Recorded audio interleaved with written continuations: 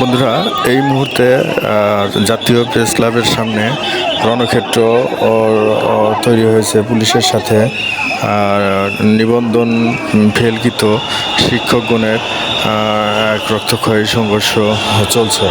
এই মুহূর্তে আমরা দেখতে পাচ্ছি পুলিশ তাদেরকে ছত্রভঙ্গ করে দেওয়ার জন্য ধাওয়া করে এগিয়ে যাচ্ছে। তারা সকাল থেকেই এখানে অবস্থান নিচ্ছিল এবং জাতীয় প্রেস ক্লাবের সামনে মেইন রাস্তা ব্যারিকেড দিয়ে যান চলাচল সব স্তব্ধ করে দিয়েছিল। এই জন্য পুলিশ তাদের উপরে চড়াও হয় এবং এক পর্যায়ে তাদের উপরে টিয়ারশেল এবং সাউন্ড গ্রেনেড নিক্ষেপ করে তাদেরকে ছত্রভঙ্গ দেওয়ার চেষ্টা করে। বন্ধুরা, আমরা দেখতে পাচ্ছি পুলিশ তাদেরকে ধাওয়া দিয়ে স্থান থেকে অন্য স্থানে নিয়ে যাওয়ার চেষ্টা করছে।